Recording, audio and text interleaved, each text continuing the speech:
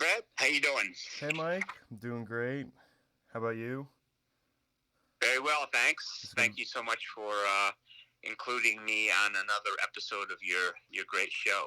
It's great to have you back on. I mean, I was happy to be on your podcast recently, The Altered Scale, Yeah. and you know, I'm sure this won't be the last time I'll be interviewing you. And it's always good to catch up with you because you're one of my first influences as a musician, and I love your discography. I think your new album, 1, 2, 3, Go, is my new favorite of your discography. Congratulations on the release. Thank you. Yeah, I'm really excited. We just got it released about a week ago, and so far it's doing very well. In terms of streaming and reception. So I'm interested, to see what the reviews are going to be like, and things of that nature. But I'm very very happy with the product. Yeah, I mean it's super cool. Definitely a different direction than some of your other albums. I love the combo of you and Patricia on a lot of the melodies. It was my first time hearing her, but I'm familiar with everybody else on the album. Such a funky rhythm section. I definitely love the group you put together. Yeah, well, I've been very fortunate, and I said this in my liner notes that I've had the same rhythm section for quite a few years now, and for the most part, this is in this day and age, it's hard to always use the same players. But I'm pretty fortunate in that most of the time I'm able to get these guys, David Gleason on piano, Mike Lawrence on bass, Pete Sweeney on drums, and then I also added Brian Melick on percussion. Brian, adds a tremendous amount, and he was actually on my very first album that I did 15 years ago. So it was nice to have him come back. And then, as you said, adding Patricia Julian flute and alto flute as well. So it's a cool thing, and I'm playing the vibraphone on this one. I've done this is my third record as a vibes player, so I got three as a vibes player and three as a drummer, under my own name, and so it's a journey, but I'm very happy with everything. Yeah, I mean, I have some questions about being a band leader and your relationship with the drums and the vibes. But I figured ask a little bit about the album. Like, is there any particular albums or artists that kind of helped you form your idea of like how you wanted to make up the ensemble? Like, is there any reason in particular you picked a flute or wanted to have percussion on? Well, I think it's more the personnel rather than the instrumentation itself. I met Patricia Julian about 10 years ago, and we sort of we played together, and we had like a nice rapport. And she does not live locally. She teaches at the University of Vermont in Burlington, Oh, and okay. I don't get a chance to see her very often, but when I do, we play together very well. We have a similar concept, and so I had always had in the back of my mind doing something, with her. So adding her to my regular band, seemed like a logical idea and something that's different. You know what I mean? I wanted to make this not just a vibes led band, Yeah. with you know just playing through the heads and soloing. There's a lot that went into this album in terms of the compositions, arrangements, and the different styles of music as well. Because that's one of the things that I really think that is important is that every tune is a little bit different in terms of style. So it's not just all straight ahead, or it's not all Latin, or it's not all funk. It's just a nice mix of a lot of different styles. Yeah, no, I love the mix of everything that you put in, and the compositions are all beautiful. Um, I what was it? Herbie, I think was like in like a more like reggae feel, right? Yeah, he was. I've had two of the compositions were written by David Gleason, and then I had two more written by Patricia.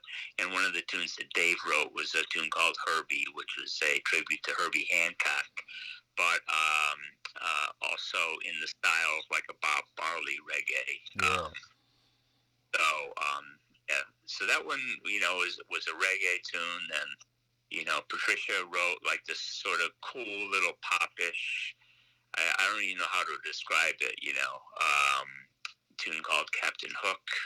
Then she wrote a beautiful ballad, "Lovely Would Be Nice," and then in addition to that, we have a fast samba written by Gary McFarland, and I have association with Gary McFarland's music. And I've done a lot of his songs. So Balanco no Samba, which translates to street dance, is a nice samba. And then we did Noi Triste, which is more of a bossa nova. And those two songs rather, are from a record that Gary did with Stan Getz called Big Band Bossa Nova. So those are from that record. And then we did two more that from his pop period in the mid-'60s, a tune called Flea Market, that was also used for a Fresca television commercial. It was also known as the Blizzard Song. And we combined that with a tune called Fried Bananas that was included on Gary's album called The In Sound. And then we also had another, besides... You wrote the last tune, right? Yeah. 1, 2, 3, Go? Yeah, 1, 2, 3, Go, which is a nice little blues, and that's dedicated to my two grandchildren, Ethan and Griffin, and so that's the title track, and that's sort of just a nice blues. And I should mention also there's one more song that David Gleason wrote called Remembrance, which is a dedication to the great piano player and educator that lived in this area for many, many years, Lee Shaw. So it's a nice balance of material, Yeah. Sure. Yeah, no, I love all the different styles and places you go, and like I said, such a funky rhythm section. Of course, Dave and Mike do a lot of great rhythmic stuff, but like especially on that first samba, I think it's the second track, the percussion and drum solo in there is fantastic. So I love Pete and Brian's whole lockup they got going on the record. Those two guys are so, they're so amazing, and as a drummer, one of the things I like about being a vibe splitter, obviously besides playing the vibes, is I get a chance to hire drummers, and, being a drummer myself, and I get to, hear different things, and sort of I can actually steal some stuff too from these guys. But these guys are at such a high caliber, and they worked a tremendous amount together in the past. They've been on the road together for a long time with different groups, and so they have a real, chemistry for sure. Yeah. So when it comes to being a band leader, did you start doing that around the time of your first album, like 15 years ago, or have you been booking gigs under your own name, since you've been gigging? In the beginning, my career, I was mainly a side man for the most part, and I'm going to say around 30 years ago, I started a big band, the Michael Benedict big band. So that was sort of my first foray to being a band leader. And then I decided to reconnect myself with the vibraphone, which I had put down for, I don't know how many, like 20 years or so.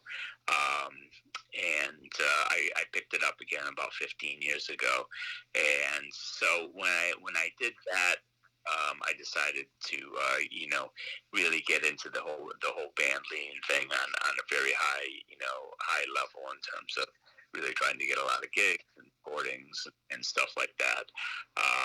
So it's been a mixture over my career for sure, being a side and a leader. But as a vibes player, it's almost a necessity in a sense that you become a leader of some sort, because you're just not going to get a lot of sideman gigs, generally speaking. Yeah. I know Joe Locke is an exception to that rule. I interviewed Joe like about a year ago, and we talked about that, and he's sort of an exception. He does like maybe 50% of both. Yeah. But in general, if you're a vibes player, you sort of got to book your own gigs. So, Yeah. I can relate. I started out as a trombonist. yeah. I'm. Yes. I remember that. Oh my. Yeah. You had to deal with that period of my musical career. Yes, you were very talented though, right from the beginning. And Stop you lying on you my you show, you Mike. you and your brother Thomas, who's a great guitar player, sort of had a knack of going to any instrument and sort of understanding it. But that was like me in ninth grade. You had me since like seventh grade, I think, and before then, I was. You would point to me for a solo and jazz ensemble, and I would just sit there with my trombone and do nothing. And then the concert band class would come around, and you would have to find me locked in one of the band closets. Well, you had a very artistic, nature. I mean, Is that what you know, you call it?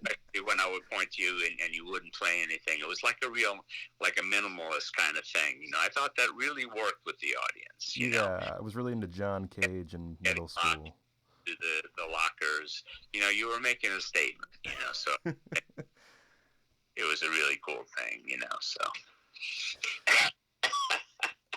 But then I got my stuff together eventually. I'm just, I can't.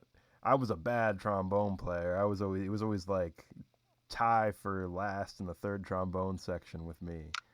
See, I don't remember that, to be honest, because you become such an amazing musician. I really honestly don't remember that, but if you say so, but I know as a bass player you've really flourished, and so.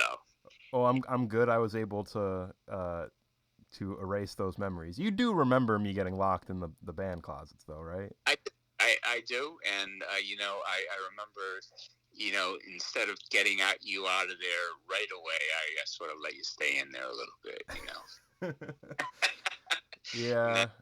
there are other stories that we can't really even talk about in public, but anyway. Yeah, and But then even after I got playing, I remember like senior year, you were having me teach the class a little bit about upright bass, and I played mhm. like a few seconds of one of the Bach cello suites, and I made a mistake, and I just dropped an F bomb in front of your whole high school class. Yeah, well, um, things were a little loose back then, but it's all good, man. It's all good, So Well, I got out of there, you know, retired with no reprimand, so it all worked out. well, thank you for putting up with me as a young student. I definitely was lucky to have you as a teacher. Well, Um, but back to the band leader talk. I mean, besides having to deal with that as a band leader, as a teacher, with your band, like, what do you feel like is something you learned that kind of helped you like control the band in the middle of a song and feel like you could get the kind of thing musically you want out of a band? Like, is there any major realizations you had that kind of help you in your role as a band leader?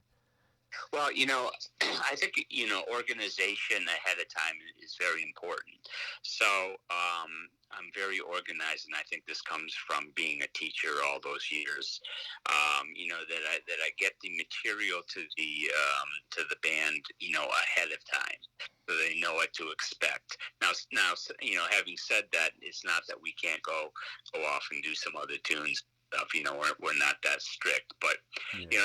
they have a real clear idea of the material ahead of time. And these guys, the guys that I hire are such a high caliber. I really don't have to do a lot. I mean, they know what's expected in this music, and it just makes it very, very easy for me. Just because of their musicianship. But I think organizing things at the time, and so they know what's going on, definitely helps for sure. Yeah. I just let them play. You know what I mean? I just, and everybody knows, how to play within the context of whatever gig we're playing. If we're playing a gig up in Nine Maple at Saratoga, volume, for instance, is not a factor. You know what I mean? Yeah. In terms of playing loud, or you can stretch out on the solo and do certain things. Now, if you're playing like a restaurant gig, it's a whole different story. You have to play at a much lower volume, and it's not like a real stretching out kind of experience. So a lot of it depends on what type of gig we're doing, and and again, it goes back to the experience of the players. Yeah.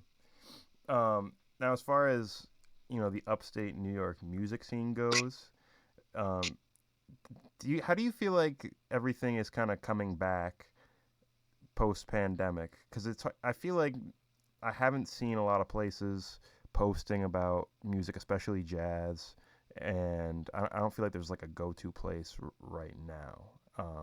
I mean, do you get a different sense of that? Is there any place you're hopeful for to become like more of a hub for jazz? Because there's places that book a lot. Nine Maple's great, but it's definitely small and it's a very specific vibe, and it's still pretty far removed from places like Albany.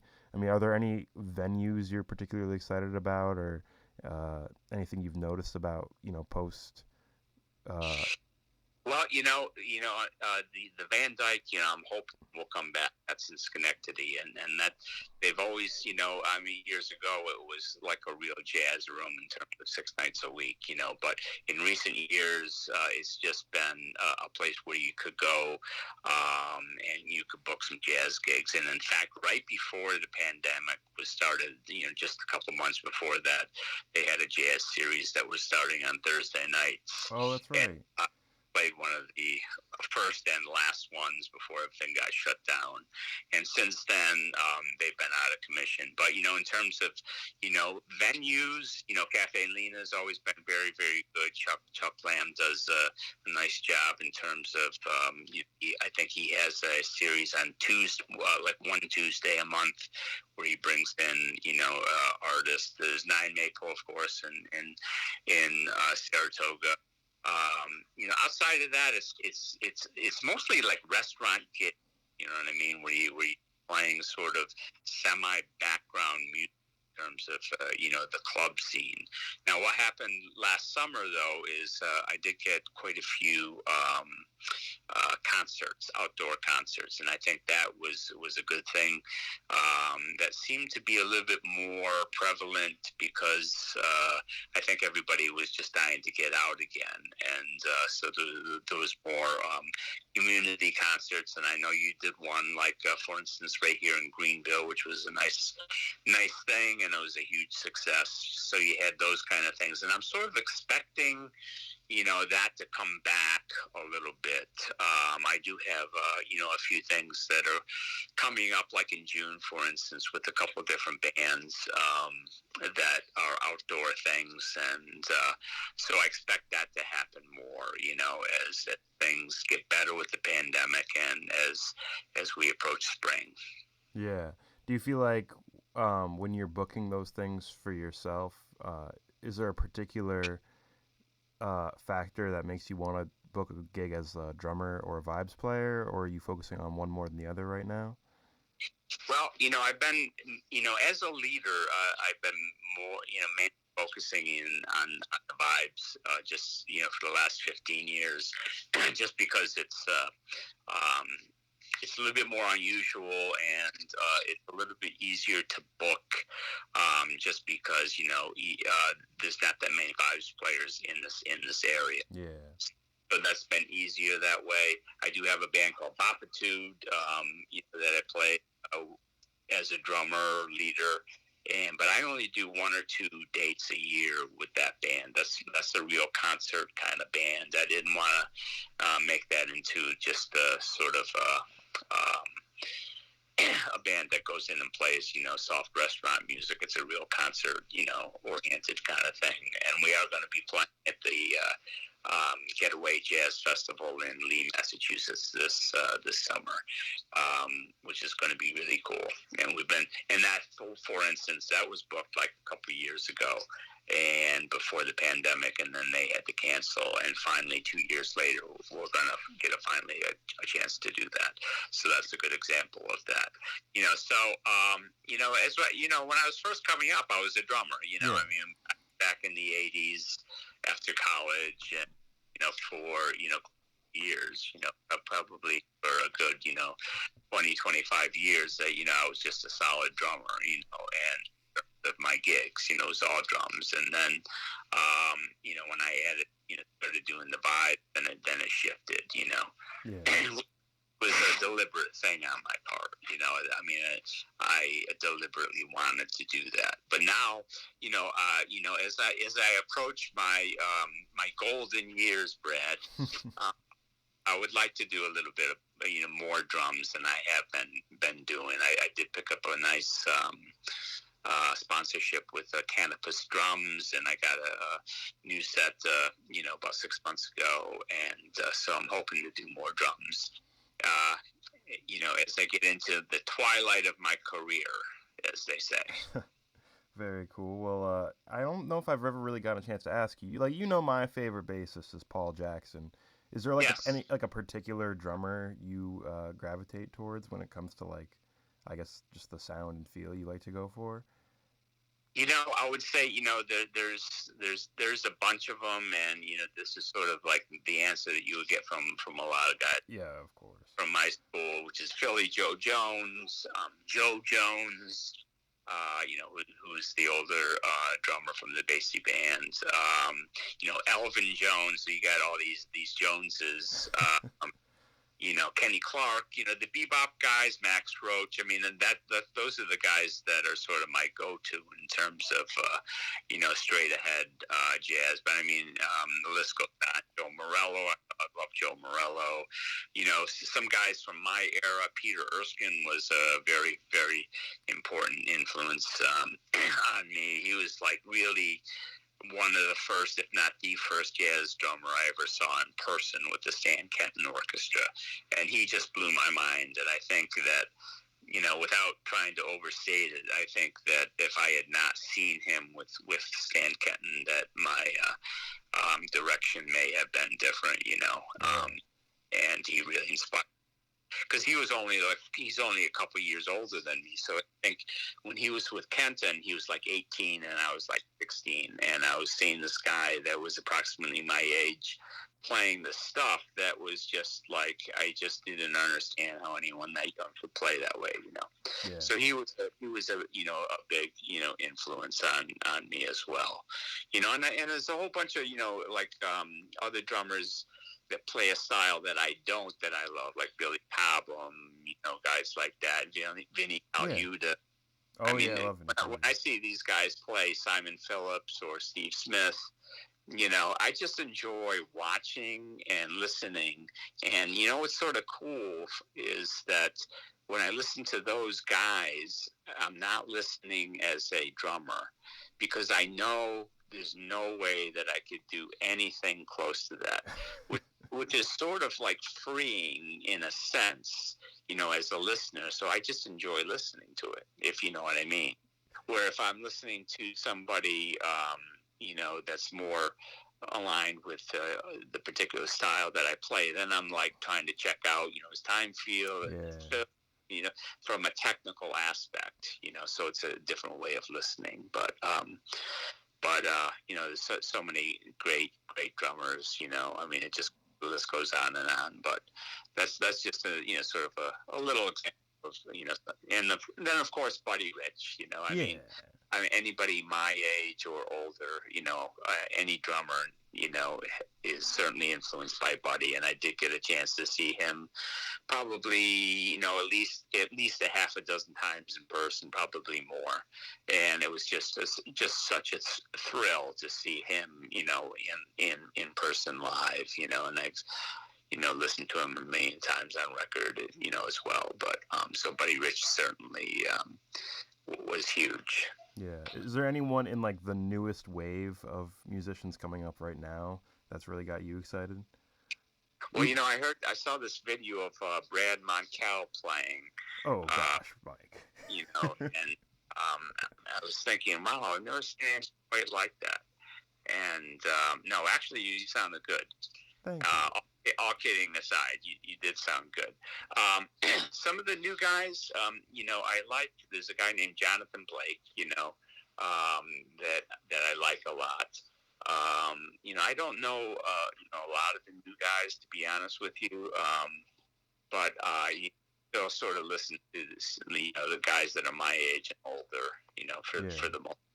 But the thing is, man, I know, this guy named Ulysses Owens who's killing it. I mean, the thing is, there's probably more talent out there now than there ever has been in jazz, and the teaching methods over the years have improved dramatically, and there's no shortage of talent. And all the jazz schools. Back when I was a kid, there was like two jazz schools. There was Berkeley and North Texas State in the entire country. So and obviously, and now there's just hundreds and hundreds of places you can go to study, formally, and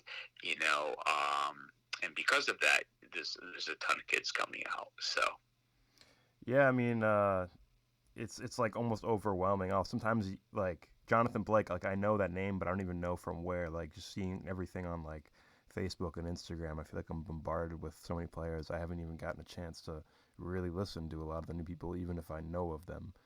Right. Yes. Um, Yeah, it is a little overwhelming because there are so many great people, and even if we talk about vibes players, because I'm sort of connected to the vibes communities. There's so many great young players coming up that no one knows about, but I'm starting to see. So it's somewhat underground in a sense, because back in the day, when the music business was different, that it was sort of a more direct path that you had to take, if you were going to be, visible to people. But now there's a lot of different ways you can go about, creating your music career. So, but there's a lot of people out there doing some great things, and I think that it just that we just have to sort out how this whole music business is gonna work out for everybody, because it's still a little complicated, yeah, with internet and streaming and all that stuff. yeah, the whole thing getting missed out in all this Spotify talk. I'm wondering like, how come we're not talking about the royalty rates? Everyone just wants to talk about Joe Rogan. No one wants to talk about, fractions of pennies. It's almost Yeah. like it's about the most exciting, scandalous thing. Right, yes. But Yeah, you know, um, it's a double-edged sword. I mean, back in the day, you had to be of a certain caliber to make any kind of money. In terms of recording, stuff. Now there's a lot more people doing recording, but they're making a lot less. So it's you know what I mean. So it's a different concept for sure. Um, but I know that I'm a very, very rich man from my recordings personally. You see my mansion right down the street because we live just a couple doors down, and you've seen my mansion. But not everybody can be as rich as me. You know what I'm saying, Brad? It's just I can only hope, Mike.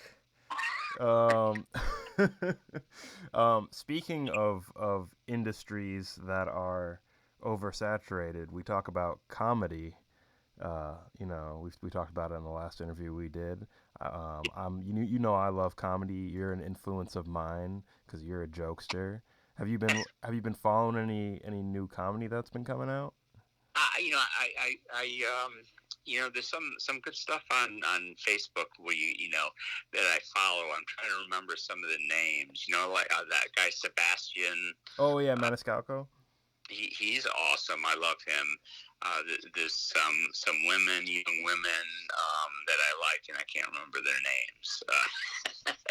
But it's cool, because it's sort of like music in the sense. I mean, back in the day, there was sort of certain kinds of you know comedian. It was the sarcastic, like Don Rickles, school, Yeah, and Phyllis Stiller, and then so there's sort of different genres, but now it seems to be it's all out there, so there's so many different styles, and some of it I don't get at all, so I mean, not that I'm following it that closely, but you know yeah. I definitely get more into some like uh more out there like comics who have a stranger built character or have like a quirky writing style. Like I really liked Brody Stevens before he died, and he's such like a unique uh, guy who does a lot of like stuff as like a motif kind of that builds in the comedy. I feel like just like musicians, it's almost like there's like an element of like there's some people that are poppy and there's some people who are so far out they kind of just have their yeah. own like genre going on. Sure. Well, my career, I mean, I backed up hundreds of comedians over my career, especially back in the 70s, and even into the 80s. I did a lot of that kind of work, and so I've seen a lot of good ones and I've seen a lot of, not so good ones. And it's interesting to watch. I even did a gig, I don't know if you know this name, but Henny Youngman, who was a really old school guy. Used to, Was he like a Borscht Belt comedian? yeah. Well, I'm sure he did that. A lot of these guys did that, Because and I've heard that name, but I'm not familiar yeah, with he the was work. very, very famous back in the early part of the 20th century, and but I even did a gig. He was the king of the one-liners. I mean, his most famous one.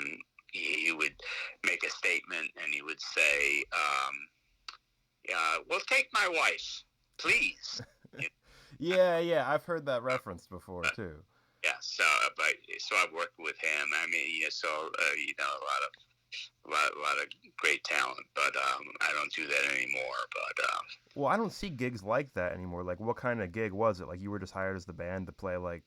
well, I did the Catskills for like four summers, and you would play a set of dance music, and then there would be a show, usually a singer and comedian, or one or the other. So you would back up the singer, and then the comedian would come on, and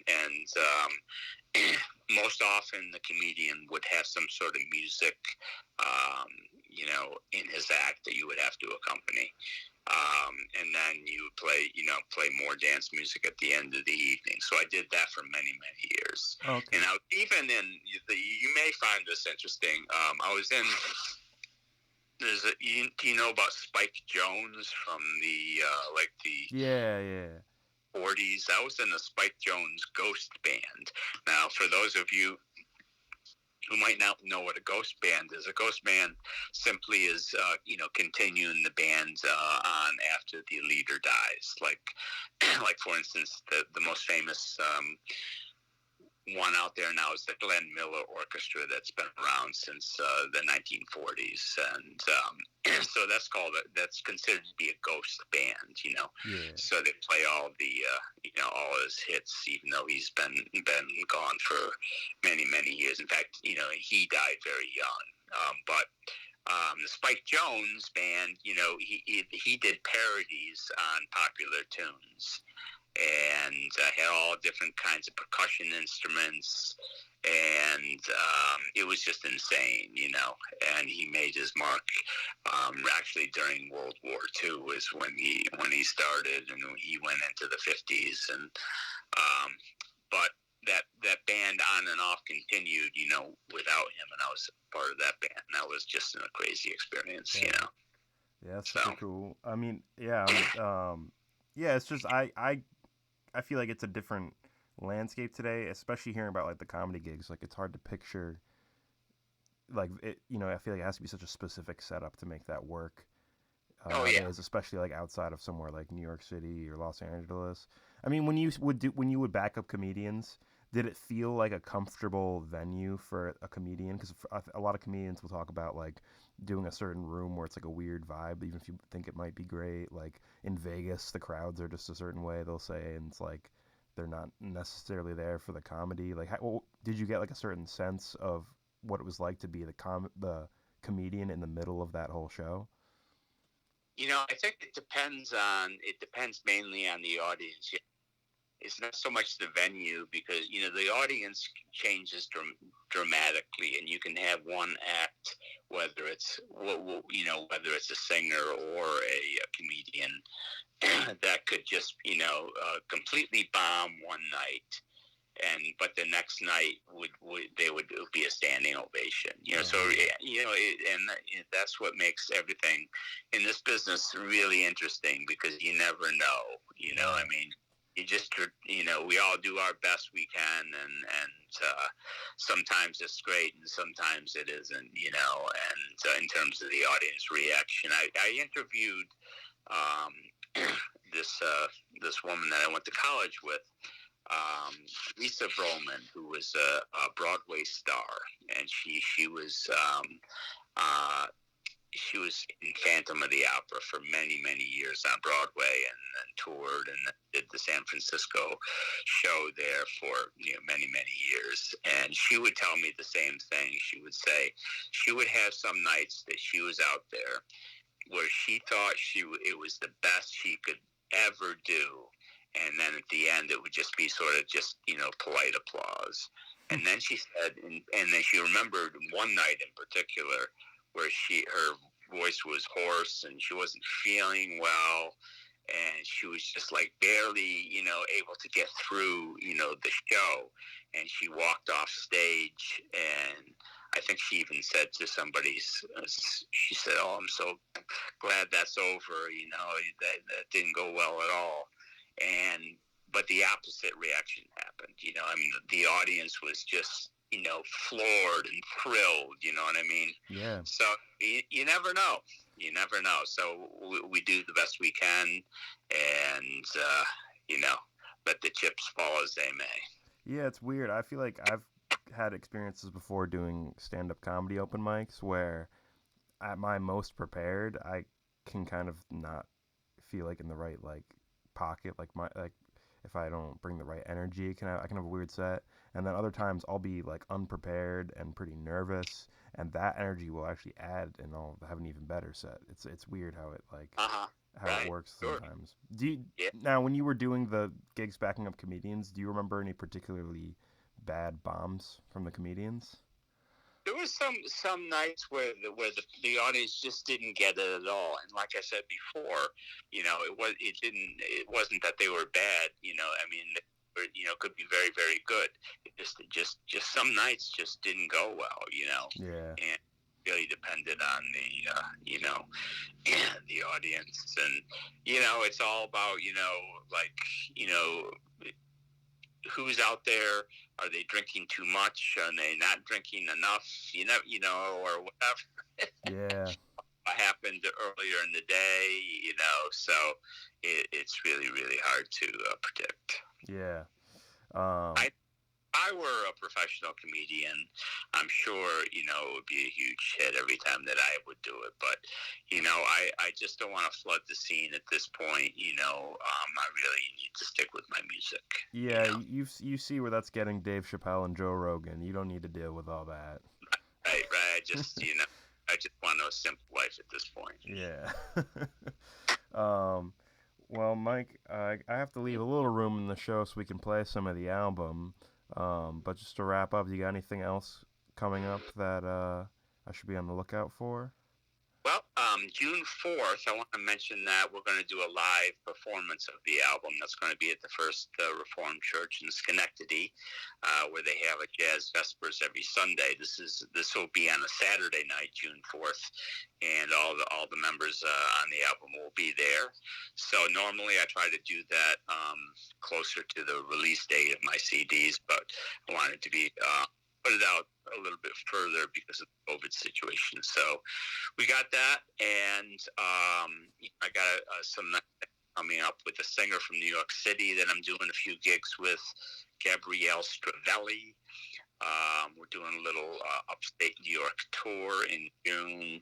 Then Bapatude has a gig, so things are actually looking up pretty well right now for the late spring and the summer. So, I'm an optimist, as you know, and so I just think things will work out. Yeah, I mean, COVID's looking good. I'm loving the new album. Congratulations again on it, and I can't wait to hear the group live at some point. But thank you again for coming on the show, Mike. It's always a pleasure talking to you. Hey, man, thank you.